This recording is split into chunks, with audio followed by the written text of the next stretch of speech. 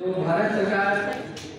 Common facility के रूप में कार्य करती है और कॉमन फैसिलिटी के रूप में आप पहुँच बनाना चाह रही है, जिससे आपके बाजार की समस्या हो, रॉ मटेरियल की समस्या हो, प्रोडक्ट की उत्पादकता से समस्या हो, या मॉडर्नाइजेशन की जरूरत हो आपकी प्लांट मशीनरीज में, या फाइनेंस से रिलेटेड प्रॉब्लम हो, जितनी कोई भी समस्या है भारत सरकार को क्लस्टर डेवलपमेंट स्कीम,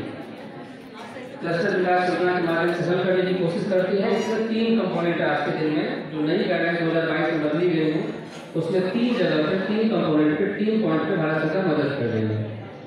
पहला है कि आपके प्रोजेक्ट के इन्वेस्टमेंट को आपको ध्यान में रखकर किया जाता है। अगर आपके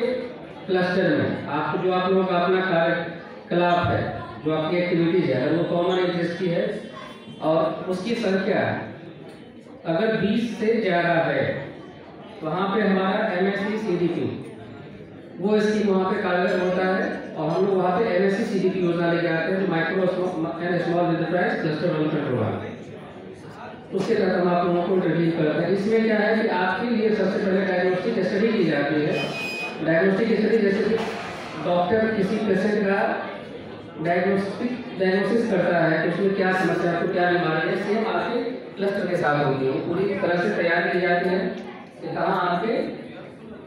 बिजनेस को आगे बढ़ाने में क्या प्रॉब्लम आ रही है, रॉ मटेरियल की प्रॉब्लम है, फाइनेंस की प्रॉब्लम है, या आपकी क्वालिटी को लेकर जो प्रॉब्लम है, या बाजार का प्रॉब्लम है। इन सब चीज़ों पे विचार करने के बाद उसका तो DPR तैयार होता है और DPR में उसके रेमेडी तय की जाती है कि इसमें क्या क्या हम लोग इंटरवेंशन करेंगे जिससे ये क्लस्टर या यह उद्योग समूह है आगे बढ़ सकता है। और अगर आपके DPR तैयार करने के क्रम में अगर कॉस्टिंग पे जाते हैं हमारे पास, अगर 5 करोड़ से नीचे का इन्वेस्टमेंट आता है, अगर हम 5 करोड़ से तक अगर आपके क्लस्टर में इन्वेस्ट करते हैं, तो आपका जो ऑब्जेक्टिव हम लोग सोच रहे हैं कि इसमें किया है, यह चीज़ों में हमें काम करके यहाँ बढ़ोतरी हो सकती है, एनवायरमेंट बढ़ सकता है, मार्केट बढ़ सकती है, टर्नओवर बढ़ सकता है, तो 5 करोड़ से नीचे का जो क्लस्टर होगा वो हमारे स्कूटी योजना में आएगा। मैं स्कूटी के बारे में थोड़ा सा संक्षिप्त आप लोगों के साथ जानकारी साझा करूँगा। और 5 करोड़ से ऊपर और 30 करोड़ तक का प्रोजेक्ट अगर बनता है वो हमारा क्लस्टर डेवलपमेंट प्रोग्राम में जाएगा, क्लस्टर विकास में जाएगा। 5 करोड़ से नीचे जो मैं स्फूर्ति की बात कर रहा हूँ, तो स्फूर्ति बेसिकली जो हमारा ट्रेडिशनल आर्ट रहा है हमारे देश की, हम लोग कुम्भकारी जो हमारे कुम्हार हैं, जो हमारी मधुबनी पेंटिंग है, मिथिला पेंटिंग है, मंजूषा पेंटिंग है, या कहीं पे सिक्की वगैरह का काम कर रहा है, सुजनी का काम हो रहा है, जहाँ पे वॉल्यूम तो बहुत ज़्यादा नहीं है, लेकिन नंबर ऑफ आर्टिजन काम करने वाले जो हाथ में बहुत ज़्यादा है, बहुत सारे लोगों का उससे रोजगार जुड़ा हुआ है। कहीं पे आप देखते हैं कि कहीं बहुत सारे ऐसे गांव हैं जहाँ पर हस्तकला का काम चला रहा है, जो हाथ से चली जा रही है, हाथ जहाँ पे बेसिकली आर्टिजन वहाँ पे काम करते हैं, वहाँ के लिए स्फूर्ति योजना है। और इसकी संख्या कम से कम 3 फिगर में होनी चाहिए। 3 फिगर मतलब 100 से अगर आपकी संख्या है, मिनिमम जगह की कोई सीमा नहीं तय की गई है, लेकिन अगर 100 से ज़्यादा है आर्टिजन की संख्या एक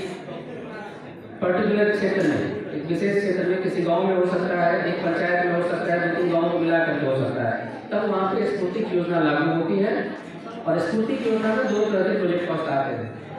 अगर आर्टिजन की संख्या 500 या उससे कम है, 500 से कम है, तो वहाँ पे मिनी क्लस्टर के कंसेप्ट में आता है और वहाँ पे प्रोजेक्ट कॉस्ट 2.5 करोड़ का होता है। उससे अधिक है तो मेगा क्लस्टर के रूप में आता है, और वहाँ पे हम लोग 5 करोड़ तक का इन्वेस्ट वहाँ पे करते हैं। स्फूर्ति योजना में आप लोगों को अपने साइड से जितनी एक्टिविटीज होती है, बहुत सारी एक्टिविटीज है, डायग्नोस्टिक स्टडी है, आपका सॉफ्ट इंटरवेंशन है, हार्ड इंटरवेंशन है, इसमें सारे फंडिंग भारत सरकार के ग्रांट से होती है। सिर्फ जो कॉमन फैसिलिटी क्रिएट किया जाएगा आप लोगों के लिए, सामान्य सुविधा केंद्र की स्थापना होगी, उसमें आपका अंशदान जो 500 के आसपास मान लीजिए हैं, उनका अंशदान 10% होगा, 10% आपको लगाना पड़ेगा। मैं एग्जाम्पल के तौर पर बताना चाहूँगा आप लोगों को कि जैसे हनी प्रोसेसिंग या बीकीपिंग, मधुमक्खी पालन भी स्फूर्ति योजना के अंदर आता है, और उसमें अगर ऐसे किसान जो मधुमक्खी पालन करते हैं 500 से मान के चलने का 500 फिगर लेते हैं, तो 500 से कम अगर है तो उनके लिए 2.5 करोड़ का प्रोजेक्ट बनेगा। 2.5 करोड़ के प्रोजेक्ट में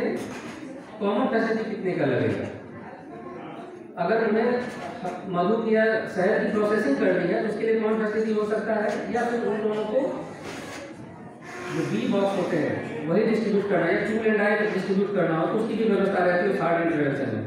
जो भी हार्ड इंटरवेंशन होगा उसमें आपको आपका अंशदान 2% का, कम से 10% का रहेगा। और वो जो 10% है 10% आप लैंड और बिल्डिंग के फॉर्म में दे सकते हैं जहाँ पे स्थापना की जानी है।